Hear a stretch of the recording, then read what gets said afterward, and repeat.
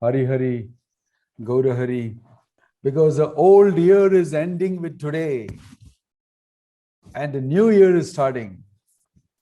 Happy New Year to all of you in advance. All over the world, people are going to celebrate tonight. They're going to have a great time. We have the great blessing of discussing Bhagavad Gita just on that day before the new year is going to be born tonight. So I think it's a special blessing of Krishna. Happy New Year to all of you. May Krishna's blessings bring wonderful realizations of life. And may by Krishna's blessings, you tide over all the challenges using the Bhagavad Gita's wonderful instructions to you. And you become successful, both materially and spiritually. Om Tat Sat. Om Ajnana Timirandasya Jnananjana Jalakaya Chakshurun Militam Yena Tasmai Shri Gurave Namaha. Shri Chaitanya Manobhishtam Stapitam Yena Bhutale Swayam Rupa Kada Mahiyam Dadati Swapadhantikam Vandeham Shri Guruho Shri Yuta Padakamalam Shri Gurum Vaishnavamscha Shri Rupam Sagrajatam Sahagana Raghunathan Vitamtam Sajivam Sadvaitam Savadutam Parijana Sahitam Krishna Chaitanya Devam Shri Radha Krishna Padan Sahagana Lalita Shri Vishakan Vitamscha Nama Om Vishnu Padaya Krishna Preshtaya Bhutale Srimate Bhakti Vedanta Swami Niti Namine Namaste Saraswate Deve Gauravani Pracharine Nirvisesha Shunyavadi Paschatya Deshatarine Jaya Sri Krishna Chaitanya Prabhu Nityananda Shri Advaita Gadadhara Shiva Sadi Gaura Bhakta Vrinda Hare Krishna Krishna Krishna Hare Hare Hare Rama Rama Rama Hare Hare. Om Tat Sat. May Krishna's blessings be on all of you. Hari Hari Gaura Hari. I am sure you had a great week. I'm not even going to ask you about it. Those who study Bhagavad Gita must be having wonderful situations, and even if you had any challenges, you're already solving it using the Bhagavad Gita. This I presume. Religion means codes of conduct, action, morality, ethics given by the Lord so that we can stay within the boundary of humanity. That's what we call civilized guy. Civilization means it should consist of people who know their boundaries and limits. They don't become animals. If you cross the boundary, you become animals. So civilized guy means who stays within the boundary, within religious moral codes, and executes. Thank you. So that is Evaram Pravartitam Chakram. Let's move ahead. I think you may be a little wondering, there is so much discussion about work and work and work and work. So you may be thinking, what's actually happening? So I am going to, 1 minute. Oops, what happened? I am going to just recapitulate for you, along with you, and look into things. You know, Krishna described, I described to you, Evam Pavartitam Chakram, Sundar said, there are lots of people who don't follow it in this world. They're not really bothered. Nobody tells them, nobody teaches them. Most people don't know how to act. So karma means action. That's one meaning of karma. Karma also means reaction. Can you see my screen? Yes, Maharaj. Yeah. So karma means action, karma means reaction also, that we discussed.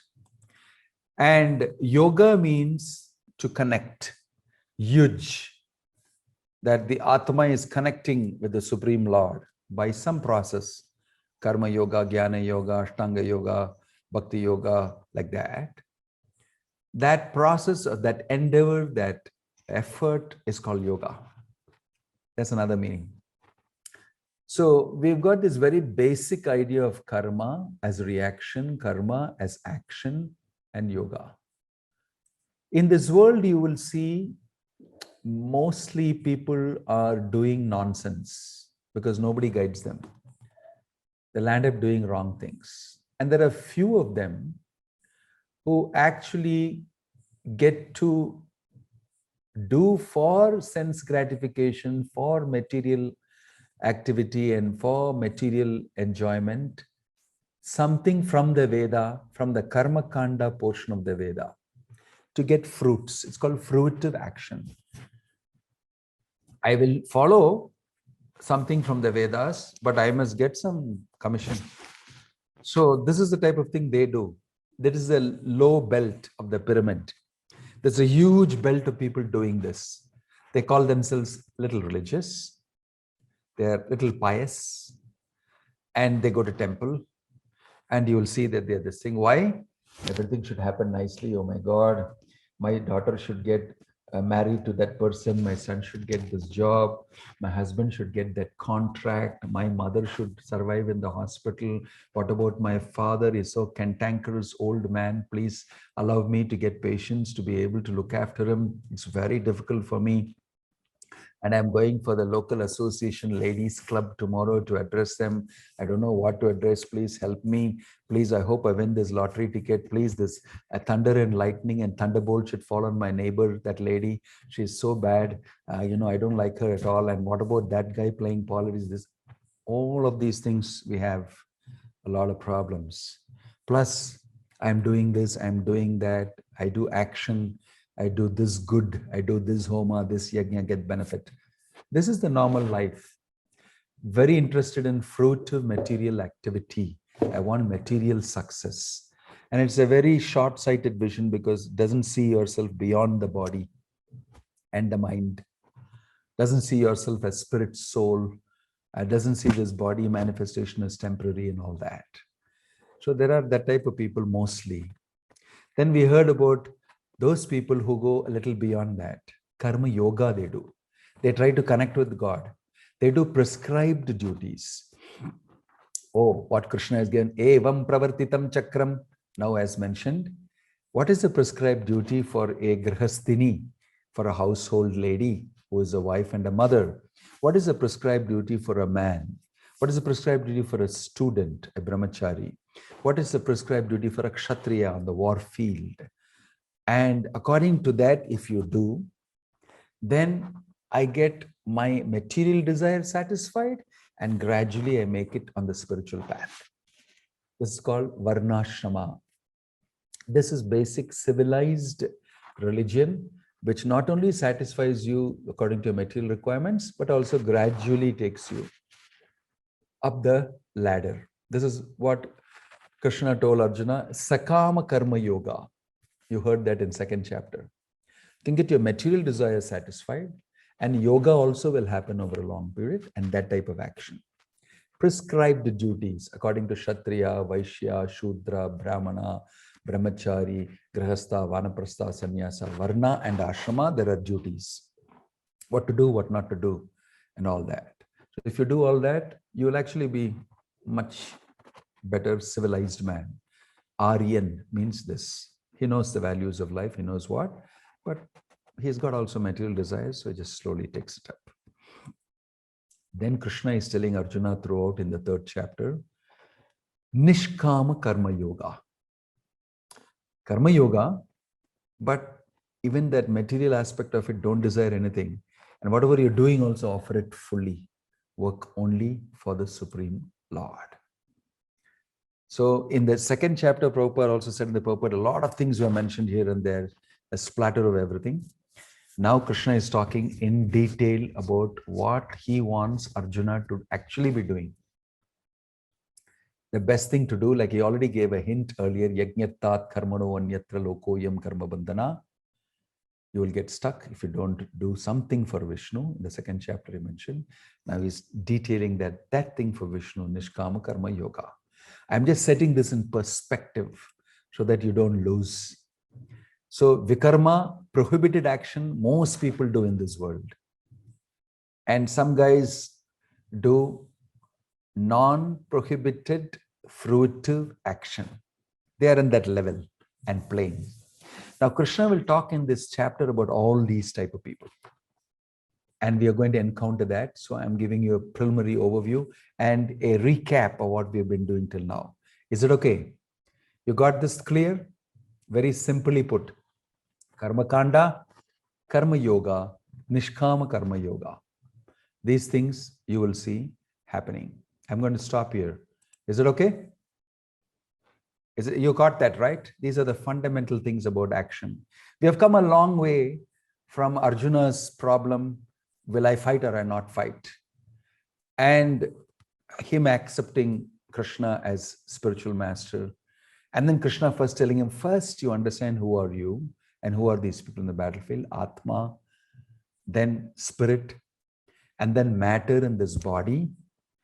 And then he made all that clear, and then he spoke about Punarjanma and the properties of the soul and the matter and everything. And then he gave a splatter of who he is and what should be action correctly and everything. Now he's narrowing down what's the meaning of work.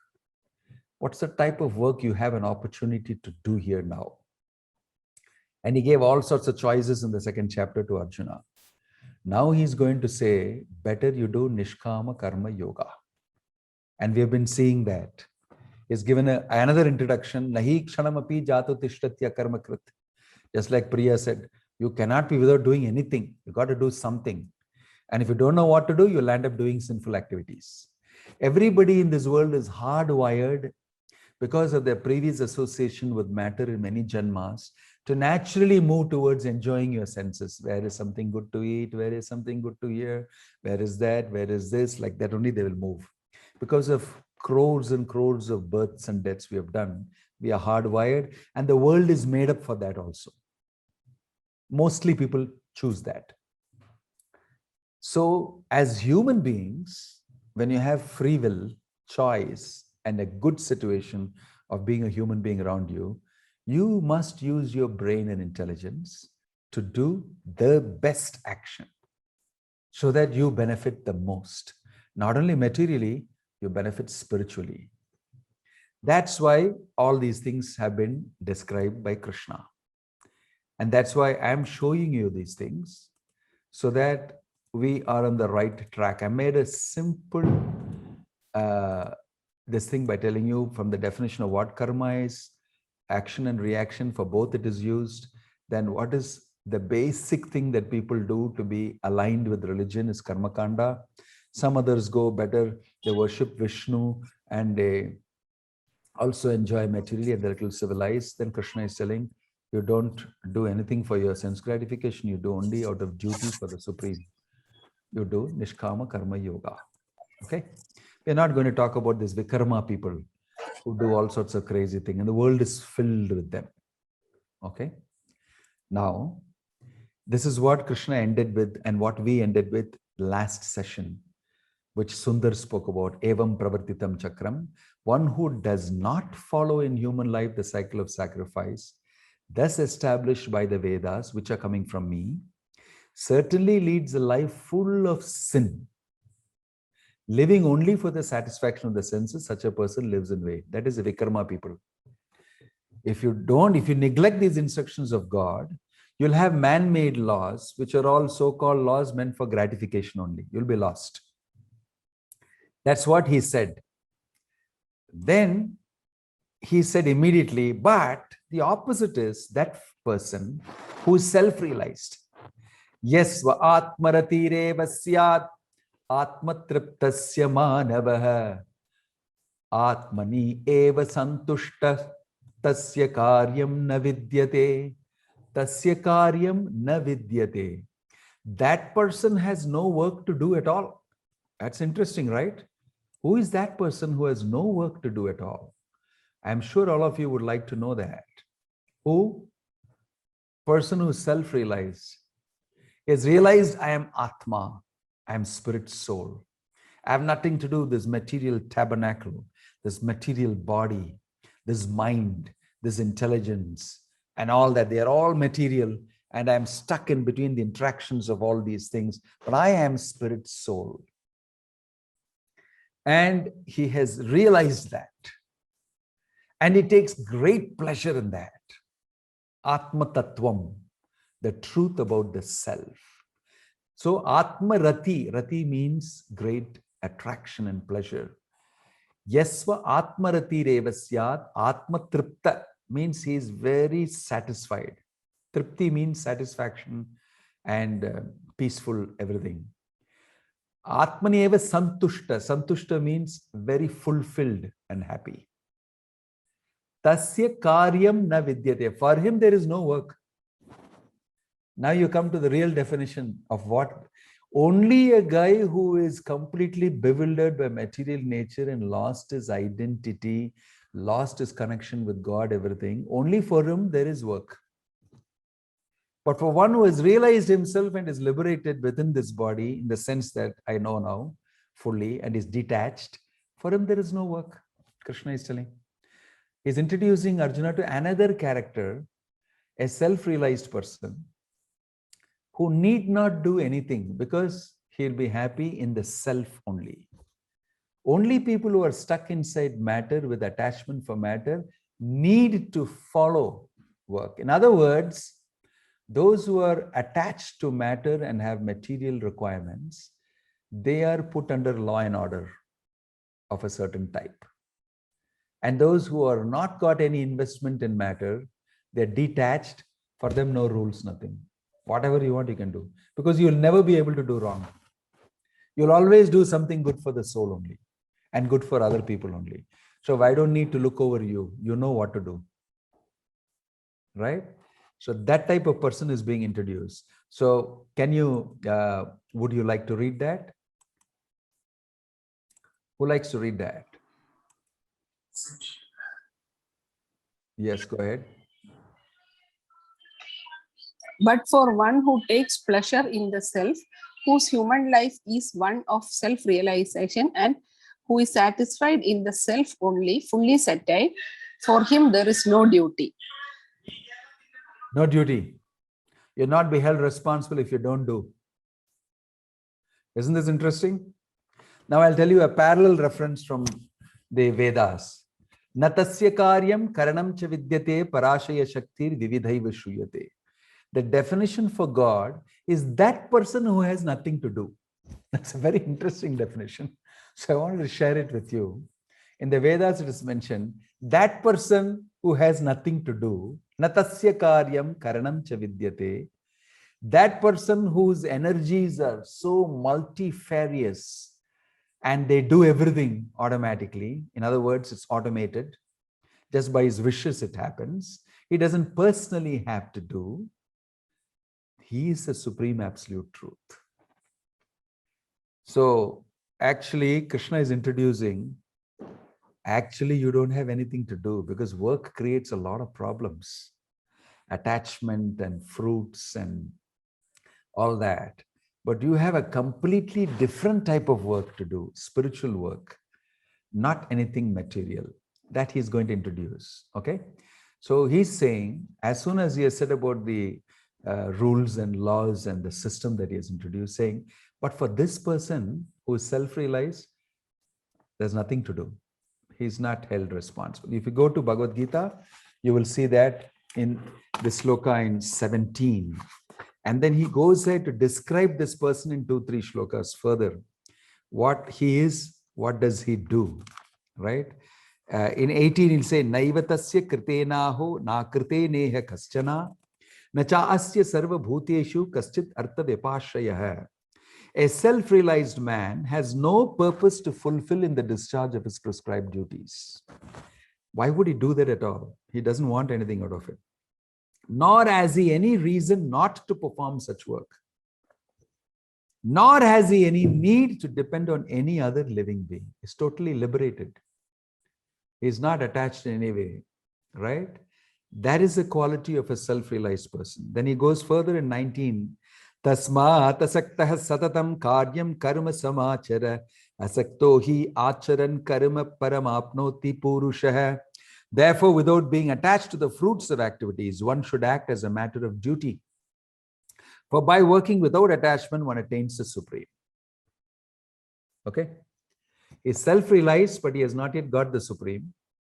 But once he starts acting for the sake of the supreme, a self-realized person, he will attain the supreme very easily. Right? But we are all not like that. We are all mostly in the material world of a different type. That is described further. But everybody has to be involved in some type of activity. That Krishna is explaining. If you go further to 20th shloka, before this 21st shloka, I will go. If you go to 28, he said there are many people who would execute work although they are of a high level and self-realized, because people are watching them. Karmanaiva hi samsiddhim asita janakadayah. Speaking about Janaka Maharaj, Janaka is the father of Sita who married Lord Ramachandra. Mithila, he's speaking about him. He was such a perfect karma yogi. He will do all his services very nicely and offer it to the Supreme Lord. He was a king. So he's taking example of Janaka and saying such a wonderful thing. He also did all his work because the people had to be led in the right direction. So he would do, although he was self-realized, he would still do. And then what about me? I am also doing. Why? Because yad yad acharati sreshtah tat tat evetaro janah sayad pramanam kurute lokastat anuvartate. This is a very interesting shloka. In human society, leaders and people like you have to always be acting and being an example to the people who are watching. Otherwise, they will also start doing what you're doing. Okay? So he's saying, Yad yad acharati sreshta. Who would like to read this? Whatever action a great man performs, common men follow, and whatever standards he sets by exemplary acts, all the world pursues. Thank you, thank you, thank you. So look at this. Krishna is telling him, you have to do anyway because you have to be an example to everybody else. So we are sometimes in roles as mothers, fathers, as leaders in society in some way or the other in a society. People are all watching us. You must always act in such a way that people continue to remain within the system and follow the laws of God. Krishna is saying, please do that, for that sake at least. And then he's taking his own example. Then he's saying, Name partasi kartavyam trishulokeshu kischana nanavaptam avaptavyam varta evacha karmani. Isn't it very wonderful? He's saying that even I am doing my duties because people are watching me. I am the great Krishna. If I don't do and sit down, although the definition of the Vedas, like I told you, is natasya karyam karanam cha vidyate, Krishna doesn't sit down and say, I am God here, I got to do nothing to do. I don't need to do anything. You guys do. You're all not God. He's not even doing that. He, in human society, when he descends, he acts like everybody else, so that they'll all be encouraged to do what they're supposed to do. So this is a powerful statement. Always we should all act in such a way, like the father has to act in such a way when the children are watching, because they will imitate him, they'll follow him. If he's sitting and drinking alcohol, if he's drinking and smoking, if he does all sorts of nonsense, the son will watch very carefully and do exactly the same thing right now. But if he is worshipping the Lord, reading Bhagavad Gita and chanting Krishna's names, he will also do that. Okay? So we are all in very, very delicate positions, especially if you're parents and you have children, that you have to follow. Why? Krishna is saying, even I am following. Even I am following. I am also doing like human beings are supposed to do, although I'm not a conditioned soul. I am the Supreme God. I am the absolute truth. Even I carry out things like that. What to speak of anybody else, right? Now you understand how the work culture, how it should be understood is being nicely mentioned. Please, who wants to read this 22 translation? Go ahead. Go ahead, Sunita. O son of Pritha, there is no work prescribed for me within all the three planetary systems, nor am I in want of anything, nor have I need to obtain anything, and yet I am engaged in prescribed duties. Yeah, Krishna in Dwaraka had 16,108 wives.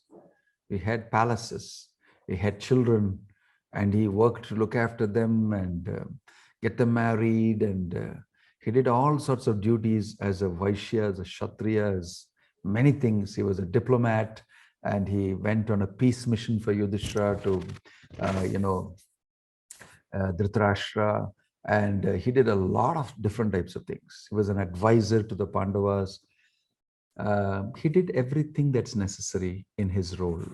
That's what Krishna is saying here, okay?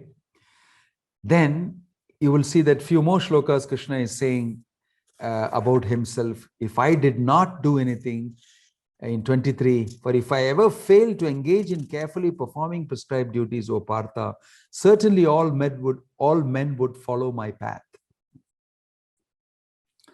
Then 24, he's saying, if I did not perform prescribed duties, all these worlds will be put to ruination.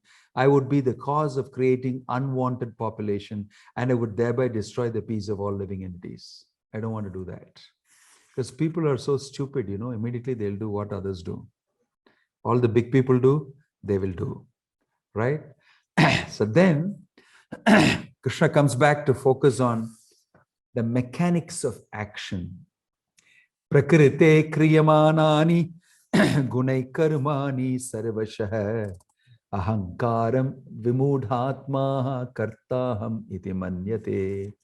This is 27. If you go to one shloka before that, 26, he's telling people are foolish. They need direction.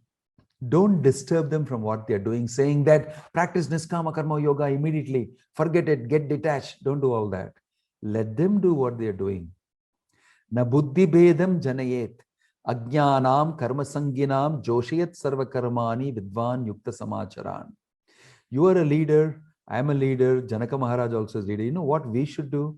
It's in 26 he's saying, so as not to disrupt the minds of ignorant men attached to the fruitive results of prescribed duties, karma kanda guys, a learned person should not induce them to stop that, what he's doing, because at least he's doing something. What he should do is, he should, rather by working in the spirit of devotion, he should engage them in all sorts of activities for the gradual development of Krishna consciousness. Joshayat sarva karmani. Make him somehow dovetail his work in an offering to Krishna.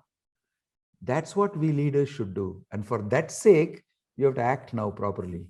Otherwise, that guy will stop doing. All these people will stop doing what they're doing also. Then they'll fall off from the system. Then they'll become vikarmis. So you have to act, you have this responsibility, right?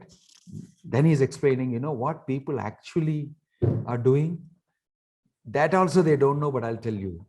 Prakrite kriyamanani gunai karmani sarvashah ahankara vimudhatma kartaham iti manyate. What does that mean? This is even wonderful, very interesting analysis. Actually, that fellow does nothing, the spirit soul. This is very interesting. The spirit soul, bewildered by the influence of false ego, thinks himself the doer of activities that are actually carried out by the three modes of material nature. This is very interesting. Thank you, Krishna Kumar. Very interesting. He is saying, even what you think you do, no, actually not done by you. This is a very solid statement. Prakrite kriyamanani. It is the modes of material nature which are using your body and mind and doing. You're a hapless spectator. Why? On your own, you'll never be able to do what you're doing. Prakrite kriyamanani. Gunahi karmani sarvasha. Guna means the three gunas, sattva, rajas, tamas. They only do. But the ahankara vimudha atma, vimuda means fool, vimuda atma means the foolish soul, filled with ahankara. Ahamkara, I am the doer. It's called ahankar. Kara means the doer. Aham means I. Ahamkara means I am the one who is doing it. Ahankar, that fellow puffed up, he thinks he is the doer. Kartaham iti manyate. I am the one who is doing it. Now I'll explain what this is very simply. Some of you would have already heard that if you have attended Gita Life and BGO. Simple thing is that sometimes you would see that the father is taking the wife and the children for a ride in the evening. It's Sunday. We're going to the nearby park. We're going to take a walk and we're going to enjoy our company. So the son is excited that he's going, and he says, I want to drive. He's a small guy. He's 3 years old. And the father he will insist, I must drive, I want to drive. And he'll sit in the wheel. Before the car starts itself, he's already sat down there and he's holding the wheel and says, I want to drive. So the father said, yeah, of course you're going to drive. Hold on, just move a little, just a second. No, I want to drive. Just a second, you're going to just start it for you and then you can drive. And then he starts the car. Then he makes the child sit on his lap. And the child holds on to the wheel. Because that guy's leg won't reach the accelerator or the brake. It will just be dangling 6 inches below the top of the seat.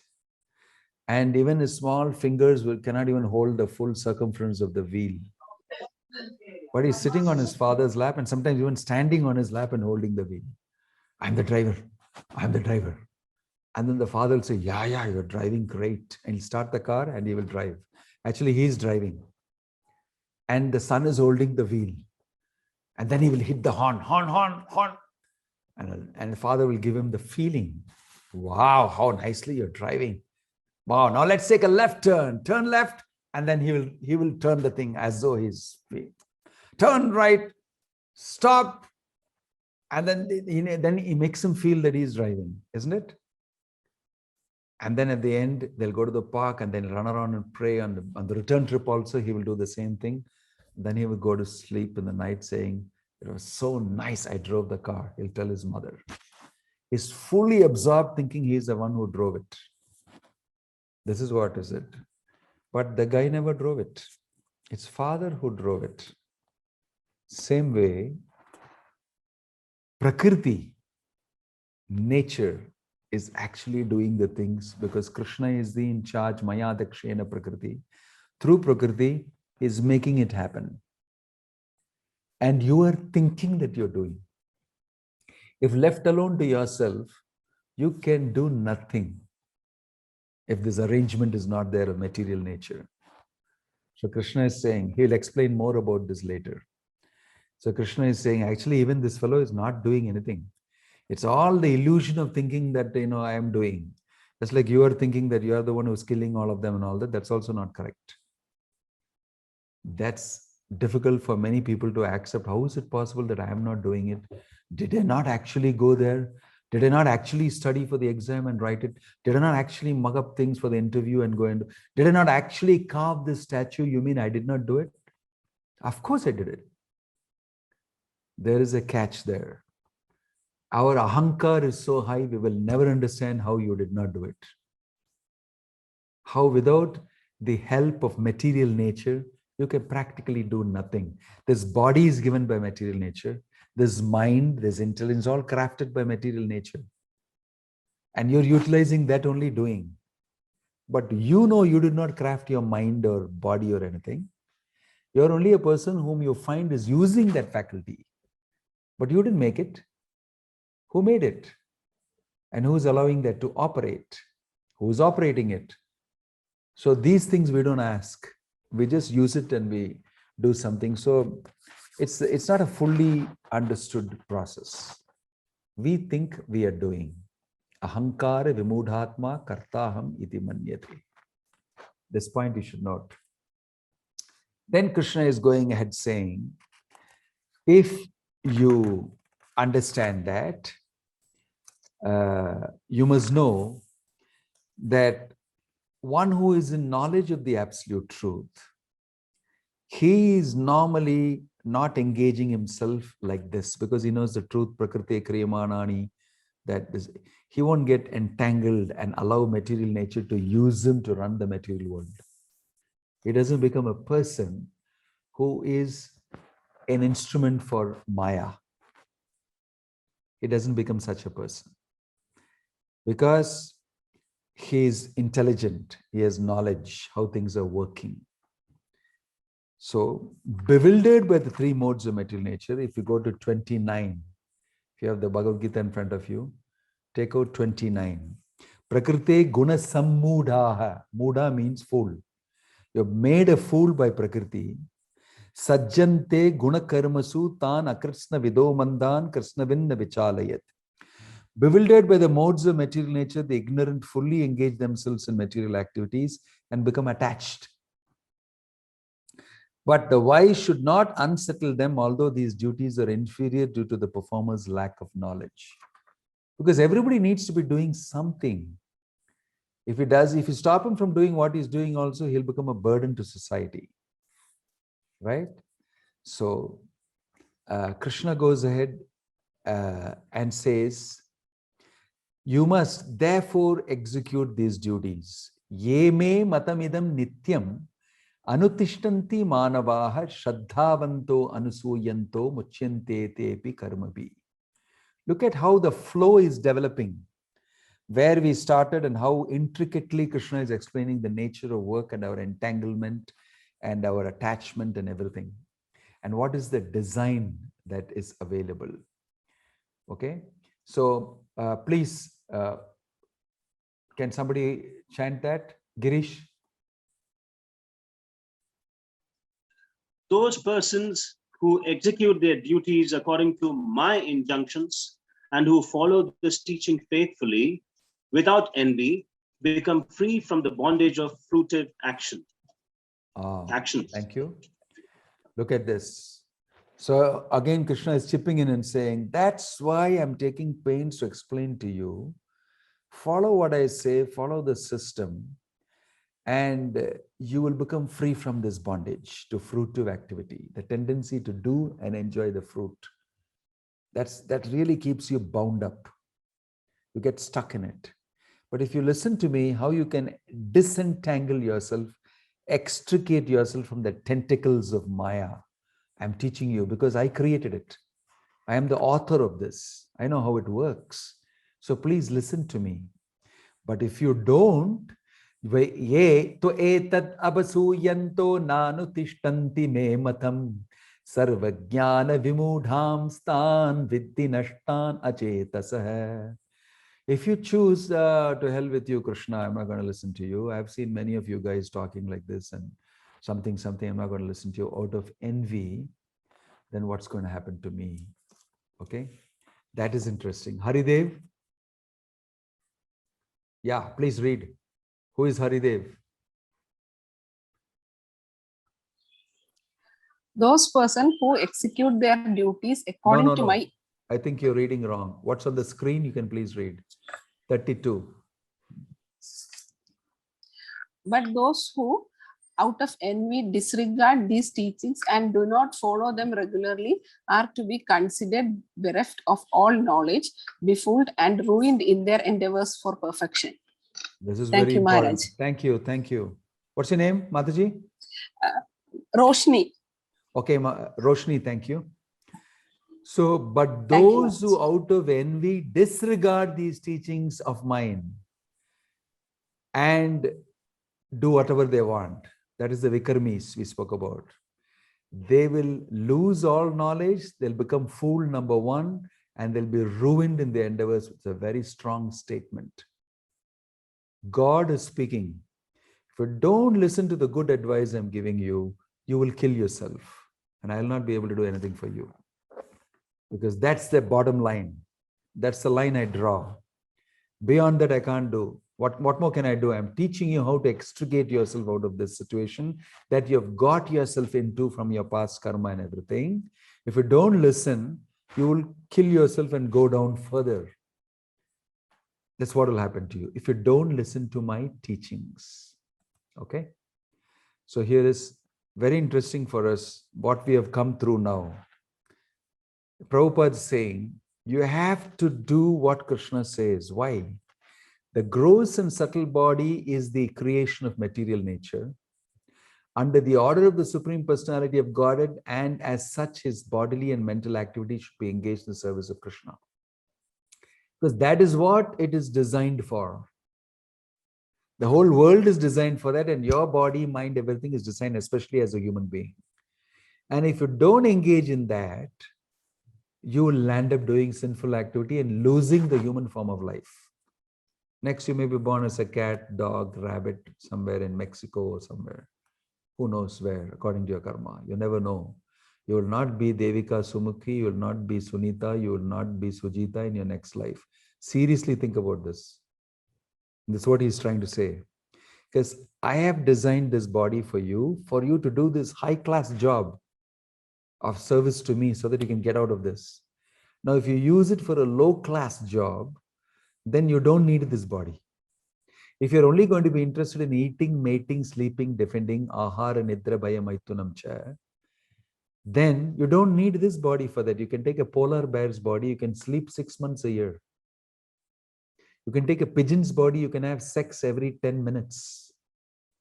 You can take a hog's body, you can eat anything and everything, including stool.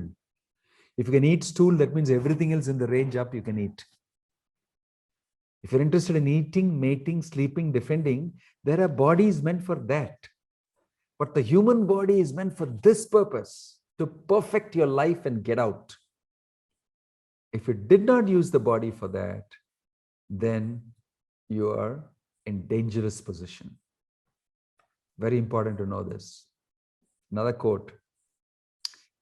Even enjoying sense gratification according to Sakama Karma Yoga prescribed duties, better you don't do. Right? So read this. Balakrishna Puduwal. Would you like to read Balakrishnan ji? What's on the screen?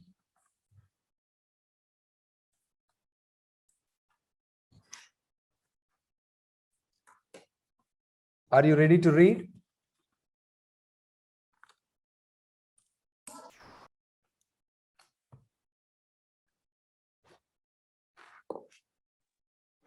Okay. Yeah, I will read it.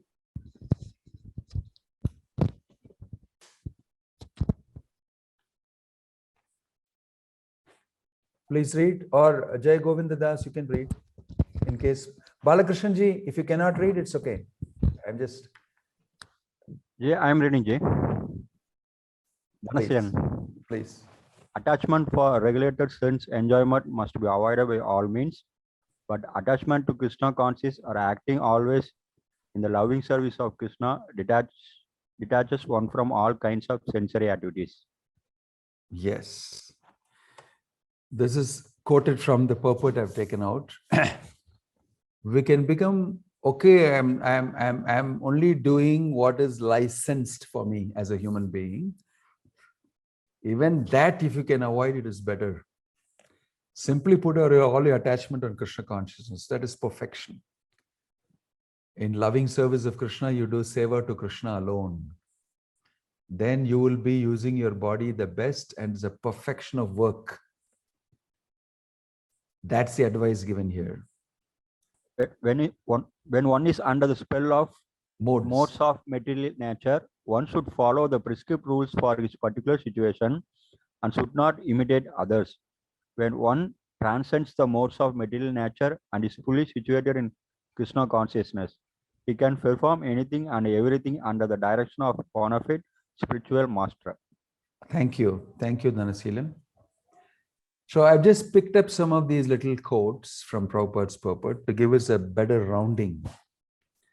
Krishna then finishes here again by saying, whatever it is in prescribed duties, Vaishya, Kshatriya, Shudra, all that, each one has got his duty. Shreyan swadharmo vigunaha paradharmat swa anushtitat swadharme nidhanam shreyah paradharmo bhayavaha. It is far better to discharge one's prescribed duties, even though faultily, than another's duties perfectly.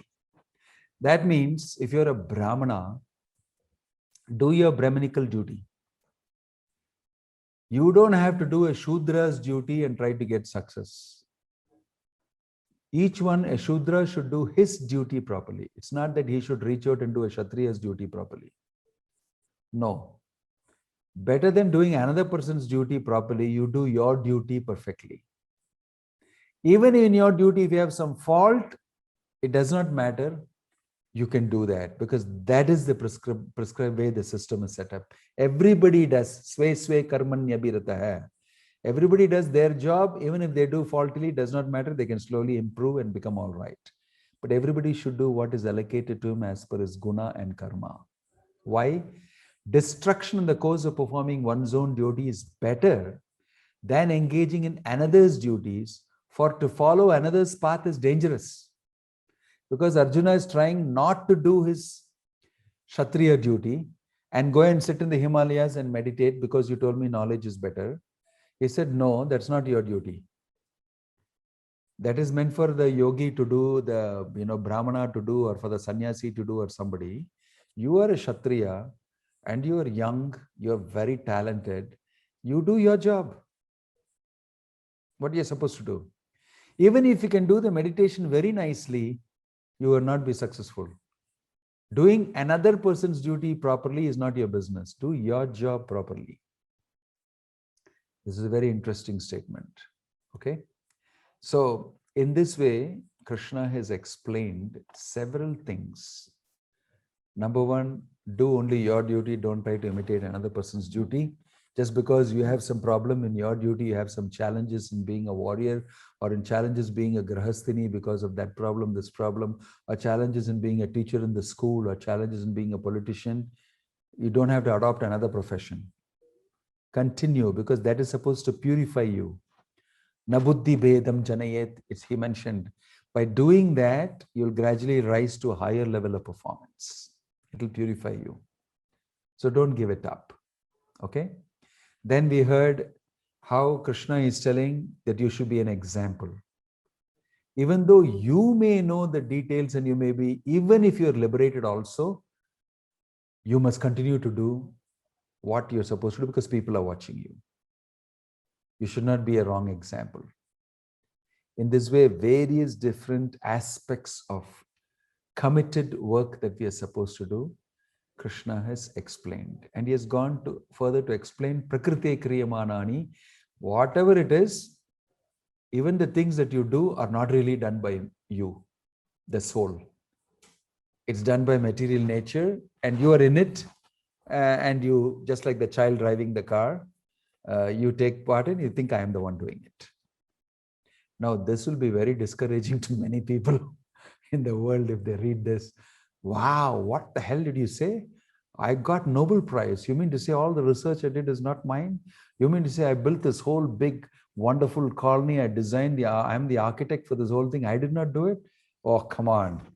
I'm not going to believe you. That's how it will be. And even many of us also now will be thinking that's too much. I can't digest it. But it's true. I'll tell you why. When you come to 13th chapter, it'll be interesting and you'll know, you will agree with me and say, yeah. We are all programmed. We are on a program and we're acting according to the pushing of that program.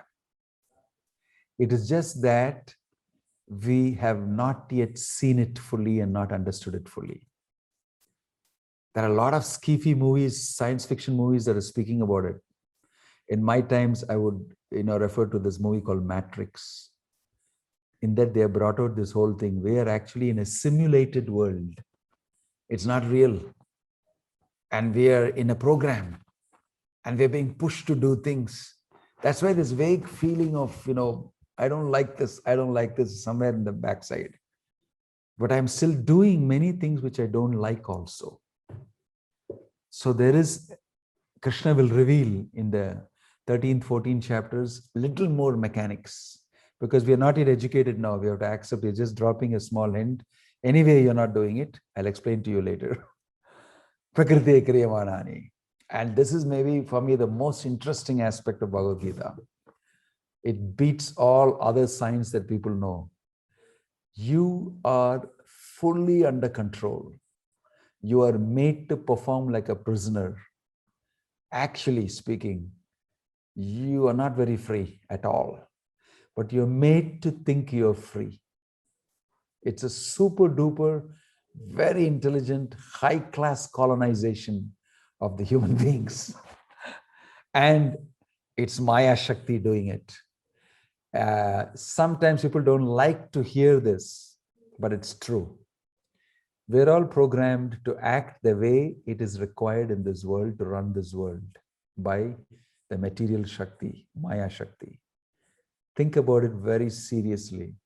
Although we own the actions that we do, like the child and this thing, and we've got used to owning it, we have never actually deeply studied why I'm doing what I am doing, or how I am doing what I'm doing.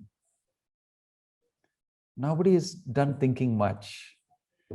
Actually, many philosophers have spoken a lot about it because they're all thinking about it. If you read all these Western philosophers, some of them, they're thinking about Bhagavad Gita speaks about it eons back, and so many rishis and sages have written tons and tons about it. The whole Vedic literature is about work and who's doing it, why you're not doing it, etc. That's discussed in great detail. This Bhagavad Gita, Krishna is giving Sankshep, summary of all those. In another place, he'll say, Rishibir Bahuda Gitam Chandobir Vividai Pratak Brahmasutra Padaischeva Hetumadbir Vinishchitai. Hetu Madbir, the cause and effect and how things are happening in this world have been discussed a lot by Rishi, all the great sages and philosophers and things. Rishibir Bahuda Gitam. They have spoken a lot about it, and all the Vedas knowledge discussed and mentioned. And this is the real thing about philosophy of life. You see, Christians don't have a philosophy. Jesus only gave parables and told them do good to people, and because these guys were very low, they were not capable of understanding great philosophy. It's afterwards they borrowed the philosophy of the Greeks into them. Socrates, Plato, and all that are known to be very deeply thinking, thoughtful people. They started asking these questions. If you look at Socrates' philosophy, Plato's, the theory of the cave, and his Republic and all that, these are thinking people. They think, what the hell is going on? Why didn't somebody tell me what's going on? Why am I doing what am I doing? What's the goal of life? Lots of them asking. So you'll see a series of philosophers, and it's spread. They call it the Enlightenment period. The French philosophers. You'll see Jacques Rousseau. You'll see German philosopher Immanuel Kant. Then the British philosophers, all this David Hume. All of these guys did a lot of thinking. But if they had read the Bhagavad Gita, they would have understood everything. But they didn't. But they were talking aspects of it, and they've come to that conclusion by thinking. Many things, many things that you see from all these Western philosophers is dealt with in the Bhagavad Gita by Krishna, and this is given. It's not that you're not doing it. You're thinking you're doing it. All that, they are coming to a conclusion now. That's why all the science fiction movies are coming up. But all this, because everybody who's intelligent will start thinking, he will come to these conclusions. I was very excited to know that when Krishna said this, and the 13th and 14th chapters explains why it is like that and why you are not the doer. Swabhavastu pravartate. There's another shloka that says, Nakartritvam nakarmani lokasya sajati prabhu nakarma phala samyogam swabhavastu pravartate. You are helplessly going to act as per your swabhava. You are neither the doer nor this thing nor anybody. You are pushed to act, and you will act like that. You will do. This is why astrology is successful. And people say it's a lousy science. Astrologer, if you have studied it, many of them know, I know this fellow, he will do it. It's indicated in his chart, he will do it. And normally, because we don't have knowledge, we will never believe such people. What the hell are you talking? Who do you know? How do you know? I've got free will. I'll always do something different. Varaha Mihira in the court of, I think, Chandragupta Maurya. Who's that king? I forget. Varaha Mihira, you know the name, if you remember Indian history, who was that great court astrologer? He got the name Varaha Mihira. His name was Mihira, I think, and later he got the name Varaha Mihira. You remember in which court? Chandragupta Maurya's court, or in one of these great Guptas or somebody. Anyway, he was the, Brahmins were astrologers also. They'll tell, don't do this time, attack at this time you do this yaga, this homa, and they'll be advising regularly to the king for the welfare of the citizens.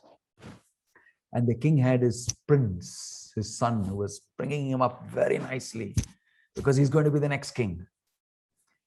And that one day the astrologer came and said, your son, according to the horoscope, very dangerously placed for the next few days. It says that he will get killed by a hog, a wild pig will kill him. The king, oh my gosh, what a thing to hear for him. He said, nonsense, how dare? He said, I'm just reading the chart. I want to inform you. Then you got hold of that Mihira and said, listen, man, it's my son. If anything happens to my son, I'll finish you. He said, I'm just reading the chart. It's not me. I'm not going to do anything. You may do what you want to do. It's my duty to tell you. He said, no, why did you? I'm reading the chart. Then he said, if anything happens to my son, how can a hog come inside my palace? Just tell me, how can a wild hog come inside this palace? So it's okay, relax. I don't know, I just tell you what I have to say. Then he ordered the soldiers, come on, surround the whole palace for the next this thing. He put at every doorstep, every window a soldier. Which hog will ever come? Nonsense, astrologer. How can a hog come inside? A wild hog can come inside. And he locked all the doors and put his son under special category, super SPG, special protection group. Like when the Prime Minister came here, we had that SPG for 3 months all over the place. He put this thing. And he said, I just said it, I don't know. And he just left because it's showing to me. And then the kid was playing around and the nursing people were there. The mother was there, everything. And all of them shut window, everything guarded. Forest is somewhere. Then there is a storm. Breeze comes like nothing. Everybody becomes more alert. And then an amazing thing happens. The child is playing around in the palace. And one of the pillars has got these animals coming out of it, carved ones. One is a hog. That thing breaks and falls down on him and kills him. And it rolls down like that. The hog's head stands like that. It hits him and he dies. And then everybody, whoa, alarm. The kid instantly dies. And then they all come and they see that pig, that wild pig statue from the top fell on him and killed that kid. He's just 3 years old. And the king couldn't take it. My gosh, he's actually killed by a pig. The statue from the top, it fell on him. Then he couldn't take it, but he was amazed. How did you say this? I don't know. I told you these things take place. Now, this has been analyzed a lot. This is a real life story. You can see it in the king gave him the title Varaha Mihira. Varaha means wild pig. Varaha Mihira gave a title. He was super thrilled with him. He's just a good reader of the charts. So you see, the astrologer is able to predict this will happen. Because because you're not doing it, but it's going to happen to you. It's going to happen. Isn't this very scary? That you don't have control over yourself, the things happening to you. That's why I want you to think a little bit about why is this Bhagavad Gita important? Why we should know what the hell is going on? What am I doing here? Why am I doing what am I doing? Is an extremely interesting subject matter. So I leave you with that so that it will help you to analyze something a little bit more for what's coming. Questions? Here is a question. Prabhuji, could you please explain what are the three modes of material nature as mentioned in? Yeah, I'll give you a quick overview. This is from Amrita Menon. I'll give you a quick overview, Amrita. We are coming into the 14th chapter. That time we will be discussing the three modes. But the three modes, like I mentioned to you now, nobody is free. And there is a powerful material force on everybody, very subtle, works through the mind, which I called in modern parlance, you are under a program. A powerful software is working on you. The science fiction movies will tell you in that way. But this is more than a software, actually. This is even more subtle and stronger, the modes. Sattva, Rajas, Tamas. In English, goodness, passion, and ignorance. And each one of them has got characteristics. When you're influenced with the Sattvika Guna, you have knowledge, you can recollect things nicely, retain. What you read, you can understand. Everything clearly visible to you. You make judgments correctly. What is right, what is wrong. Tatra Sattvam Nirmalatvat.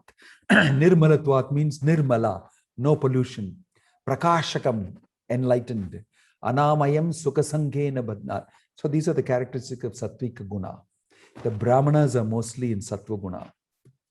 Then there is Rajasika Guna. Rago Rajatmakam Vidhi Trishna Sangha Samudbhavam. That Rajasika Guna person has a lot of desires, Trishna. Like a fountain coming out of, I should do that, then I should do this. I must put my investment here, take it out, make the profits put here, go for battle, fight against this guy, do this politics against this guy, invest the money. Blah, blah, blah, blah. Most of the world is full of Rajagun people doing that business, this thing, running around, feeling very tired. Go and sleep it off, drink something, alcohol. As Rajagun moves the people. A Rajagun person is very fruitive. He invests his time, energy only in things that gives him fruits. Right? So active person you will see is Rajagun person. Then there is a Tamogun.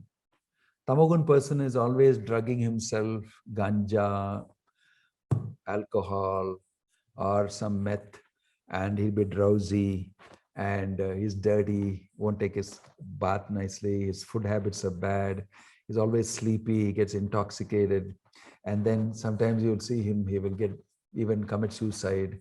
And this is a gloomy, dark consciousness. They will eat all sorts of things that are unmentionable. They keep dirty, and they have a way of doing things, draggy, lazy, dull. That is Tamogun. When Tamogun attracts you, you will do these things. Like in the night to sleep, Tamogun has to be there, then only you can sleep. Don't think these gunas are bad, so I'll remain free from Tamoguna. No, all of these gunas act on everybody. Tamoguna is useful because in the night, if you have to sleep, like you're sleepy now, it's because of Tamogun acting on you.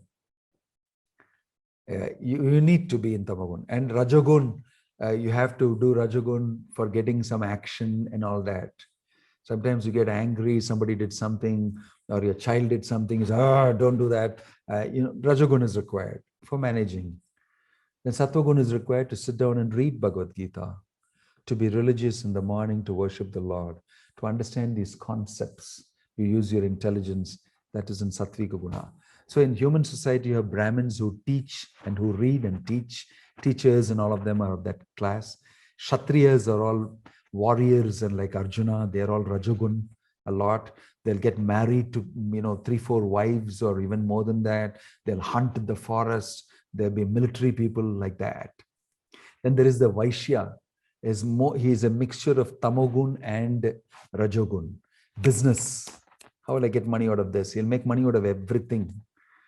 His thinking is like that. Then there's a Shudra. I know only labor. Give me any work, physical work to do, I'll do. I can't think much. You give me the labor, at the end of the day, I'll go and drink and go to sleep. I'll beat up my wife and I'll go to sleep. This is Tamagun living. So you will see human society, all these influences. This is what is the gunas. You will learn more about it as we move ahead. Okay. I hope that's answered to you, Amrita. And then Hari Om, I may please know about the three modes. Atira, same question I have explained. Shubham, all are all work are controlled by Maya only? I mean, what we do only for Lord Krishna, that also is controlled by Maya? No. That's under Krishna's energy. Mahatmanastu mam partha daivim prakriti mashritah. Krishna will explain that. That is an act of your free will according to the advice of Krishna. And when you do that, you're under God's energy directly. It's not controlled by Maya. Right? It's not controlled by Maya. And that is how it purifies you. That's why Krishna is saying, you must do something, yajñartat karmano anyatra, that shloka. Okay? Parag Fal Desai. Swamiji, if I am from Brahmin religion and I am interested to do agriculture business, that means I am reducing form of human life from Brahmin to lower. This happens because I had done sin in my previous life. Should I do Brahmin duty or should I do business? Oh. Actually, in Kali Yuga, everybody is down, including the Brahmins. Kalau Shudra Sambhava. In Kali Yuga, it is so bad that the Brahmins, although they think they are Brahmins by birth, their occupation is worse than a Shudra. I'll tell you why. I'm from a Brahmin family. But I became a very good engineer and I studied engineering, chemical engineering, everything. And then I went around looking for a job. Anybody who takes a job is Shudra mentality. Because I'll do work for you, give me salary. That is Shudra. This is the general principle.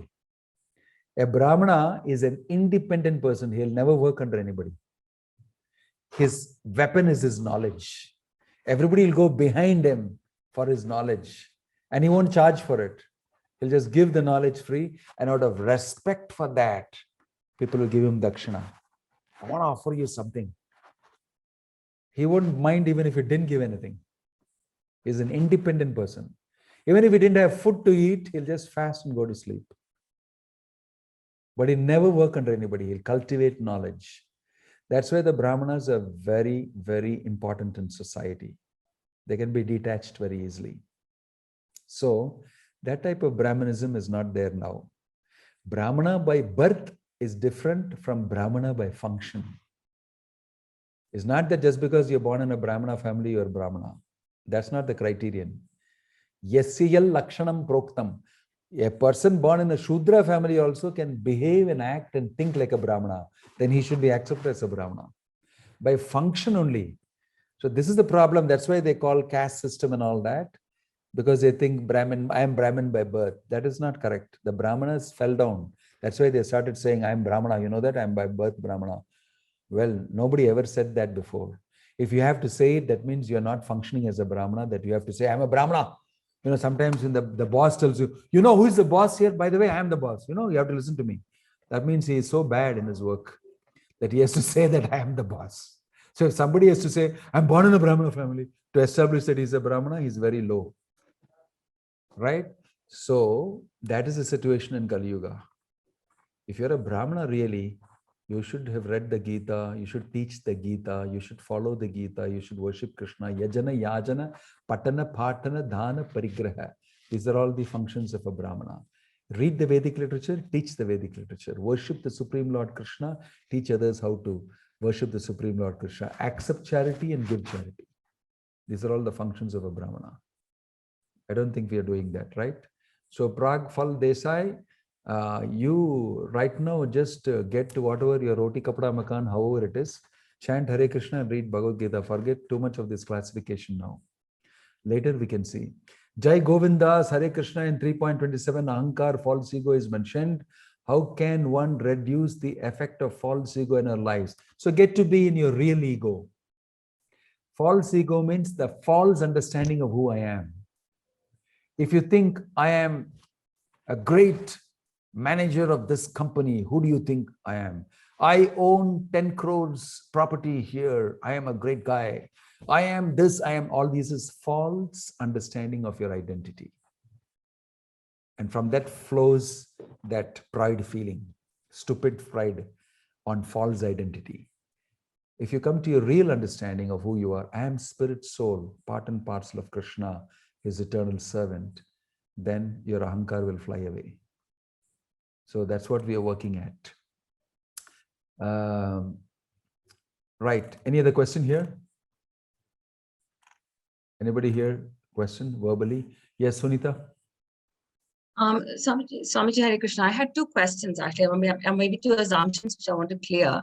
Yeah. So is it correct for me to understand that when you say self-realization, self-realization is really understanding that we are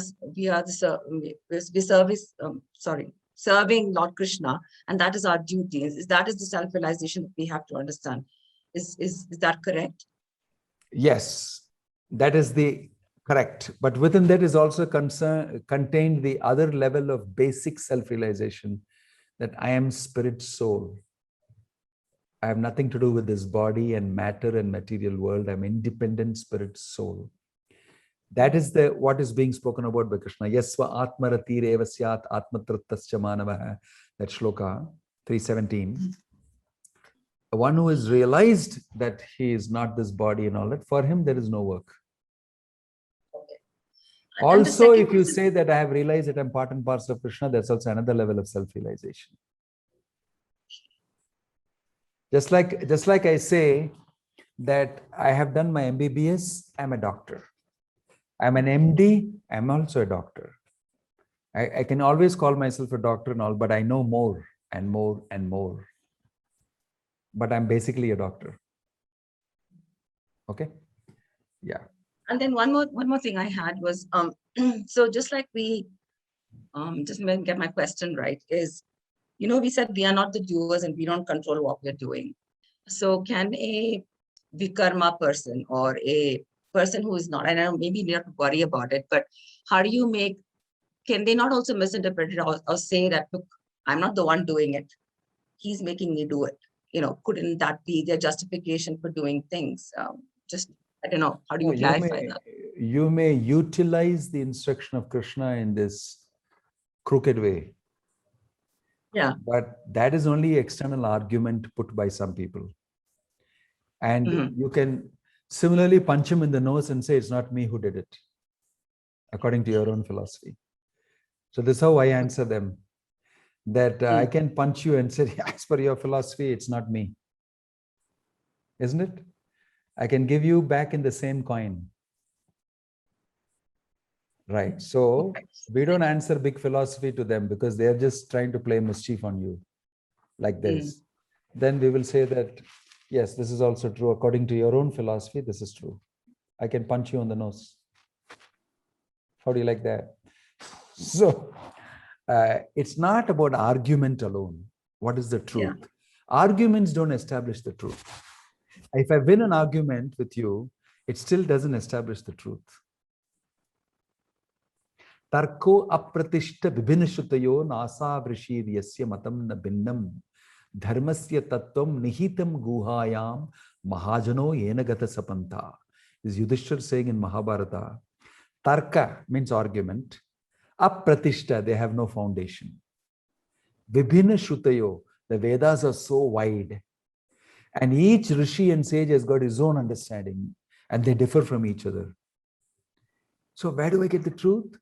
Dharmasya tattvam nihitam guhayam mahajana. That pure devotees of the Lord, mahajana, in their heart is hidden the real truth. Yena gatasa panta, follow in their tracks. So we are following the track of Bhaktivedanta Swami Prabhupada. It's not so easy to understand, but he has explained it beautifully, very nicely. Because he knows the truth and it's very easy to explain for him. He's not searching for it. He knows it. Right? So arguments, okay. They argue. You can even tell him, okay, you won the argument, fine. You can go ahead. But at the end, what are you going to do? You're going to carry on what you're doing. I may lose the argument, but I'm going to do something better. Doesn't matter. Thank you. Okay. Right. Sija Manoj, I think you've got your hand up, Manoj. Yeah, Hare Krishna Guru Maharaj. Yes. We learned in second chapter we are in soul and that is our identity. Yes. But when we lose someone who is very dear to us, why we are affected so much? Because knowledge alone is not enough. Okay. Because knowledge is like information for you now. Yes, I know I'm not the body and soul. but experience is not there. Realization is not there.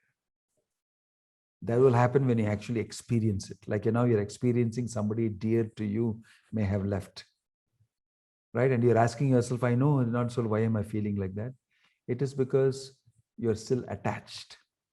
It's still because your knowledge is not depth, has not got depth with realization, experience, and conviction.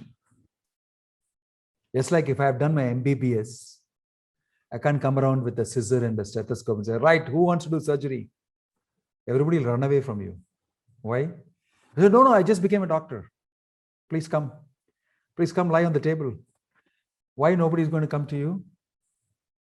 You're a kacha, raw, greenhorn.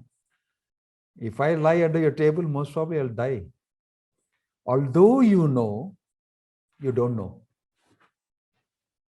Am I right? Yeah, so you have to exercise that knowledge in real life.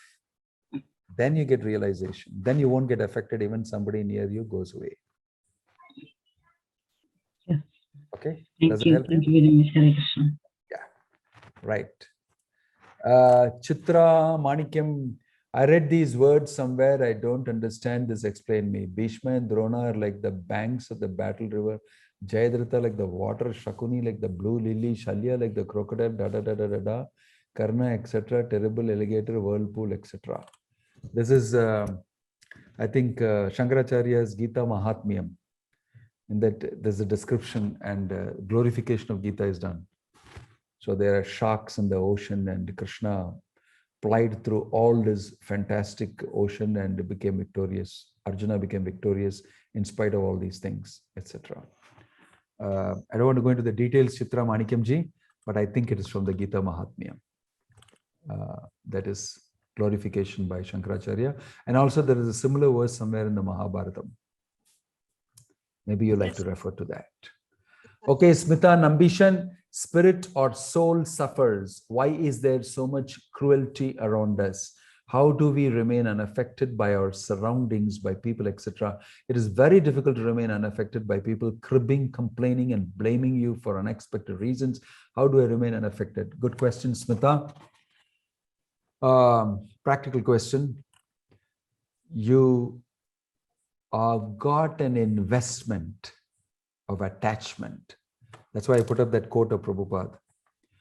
You've got an investment of attachment in matter in the material world. As long as you have the investment of attachment, you will suffer. Simple. I have an investment of attachment. But one who is detached, whatever happens, he doesn't get affected. Just like give you an example that you are attached to your relatives and the people around you who are troubling you by saying the things that they're saying. You're saying cribbing, complaining, blaming, etc. Must be your in-laws, must be your neighbors, must be your relatives, must be your boss, must be their team workers in your place, or must be your servant maid. All these people who surround you, they will always become instruments for your karma to come to you.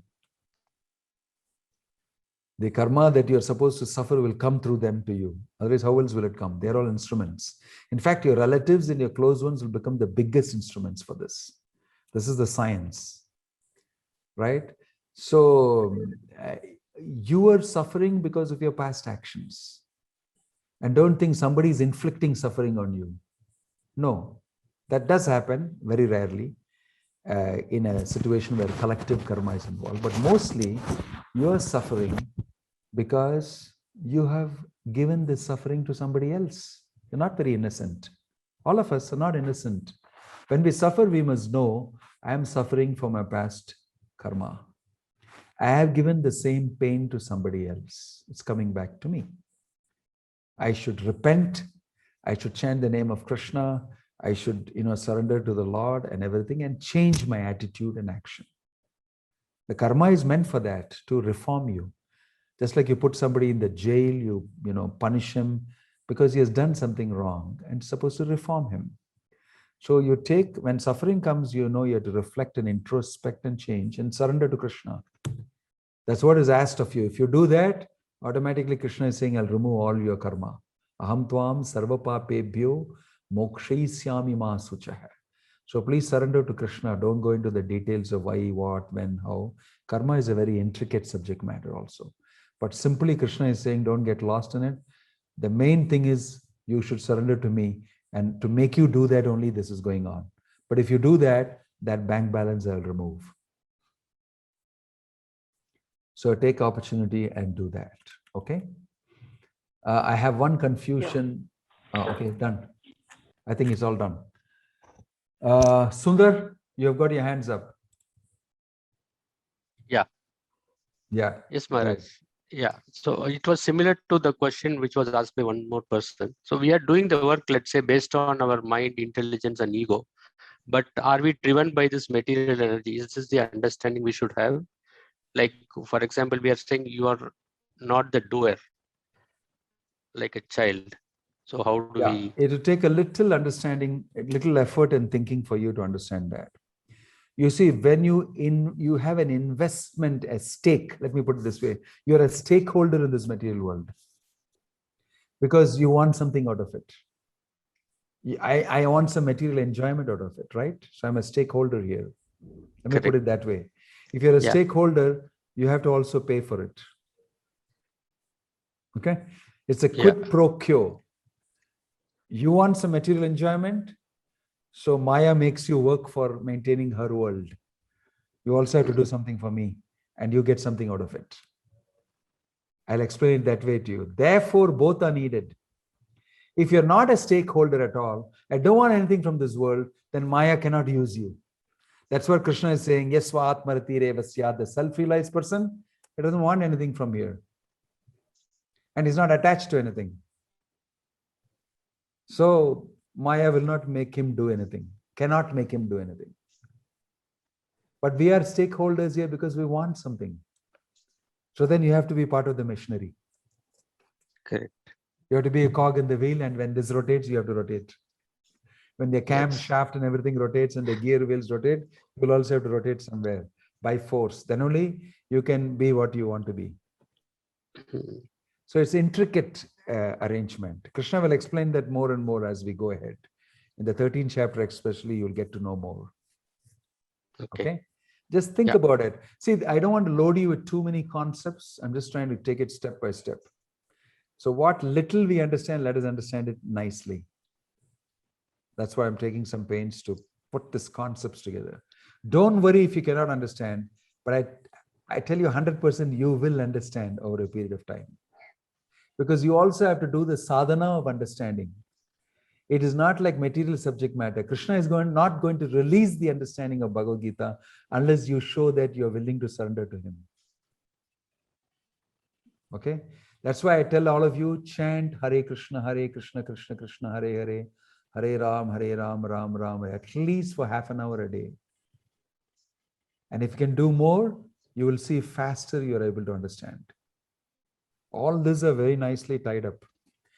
Right? A Bhagavad Gita knowledge is already available for eons, but nobody has understood it because it's not in the black and white print alone. It has to be released from the heart by Krishna. You can go and patent it, you can reprint it, and you can make money out of it. But you will never understand it unless Krishna releases the understanding. He's saying that in Bhagavad Gita. Sarvasya chaham hridi sannivishto mattah smritirjnanam apohanam cha. I am situated in everybody's heart, and from me comes knowledge, remembrance, and forgetfulness. So that's why we petition Krishna, we pray to him, we chant Krishna's name, and then read the Bhagavad Gita, and we want to establish a relationship. Then he releases the understanding. It's called the Antaryami Guru, the Guru inside you. It works exactly like what he has said. You chant Krishna's name, you get up early in the morning, chant some name of Krishna, at least for half an hour. You worship a little Krishna, you read Bhagavad Gita. You will see that slowly things will be understood better. Okay? Yeah, thanks, Maharaj. Hare Krishna. Oh, Amrita Menon, you have raised your hand. Yes, Prabhuji. Thank you go for ahead. clarifying my doubts on the three modes of the material nature. Yeah. However, I thank you for re-clarifying again on the doubt raised by Mr. Sundar. Yes. Where you have said that Maya really acts upon you. Maya is something which is making you do all these activities. If that is the case, Prabhuji, could you please help me understand why is the soul suffering out of this? Why is the soul held responsible for this? Yeah. There's a nice shloka in the 13th chapter. That's why I said wait, but I'll say Karya Karana Kartirtve Hetur Prakriti Ruchate. Purusha Sukha Dukkhanam Bhoktritve Hetur Ruchate. Even Western philosophers have discussed this, especially Kant, Immanuel Kant. Is very nicely, I'm amazed that these people have out of their thinking come to certain conclusions which are paralleled also in the Gita, but in a better way it's mentioned in the Gita, not as there. So the material nature is responsible for the things going on in the material world. Okay, just now we had slight shower of rain and some breeze and all the doors banging, and I am not doing that, but I can get affected by that. When the doors bang and I'm giving a session, I have to get up and go and lock it up, and I wish I had a door stopper on this. And then the window opens and the curtain flies and knocks off the vase and it falls on. So, oh gosh, I know.